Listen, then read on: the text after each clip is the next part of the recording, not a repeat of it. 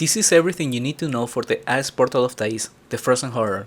The Ice Portal is the 6th part of my series for the Forgotten Knowledge quest. This quest is highly necessary for every character at least once, as each boss unlocks a set of tier 3 imbuements, and this boss will unlock Ice Protection, Ice Damage, and Shielding. To access the Ice Portal, you will need to do the Ice Island quest until the first mission of the Formorgar Mines, as this is where the boss is located. Once you have access to get the shortcut of the Ice Portal, you will need to hand over 50 regular fish to Albinius by saying hi, Ice Portal, yes. Once inside, head northeast to a cave of ice witches and frost dragons, and follow this path until you find the NPC, a dragon mother. Say hi, assistance, yes. Go back where you came from and follow this path to the boss level room.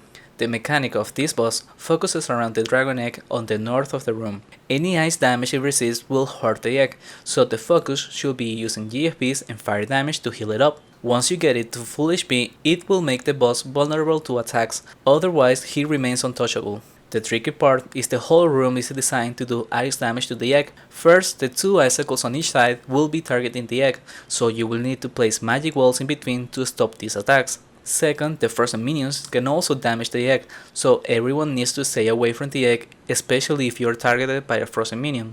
And lastly, the EK should keep the boss on him away from the egg and the shooters. Nowadays, if the EK has a fire weapon, he can do more damage than shooters with GSBs. If that's the case and you have a paladin of around 300, he could off-tank the boss and let the EK help with healing the egg. But if everyone is around the 200 to 300 range, just do it normally. EK on the boss on the side, paladins off-tanking some of the minions with the mages, and use GFB in the egg. Just be aware that once the egg goes back to red, this is the period of time you can attack the boss. This lasts around 20 seconds. That's all the mechanic of this boss. It's not difficult, but it's a really uncommon boss to do, as most people don't do the Ice Island quest, hence they don't have access to this boss.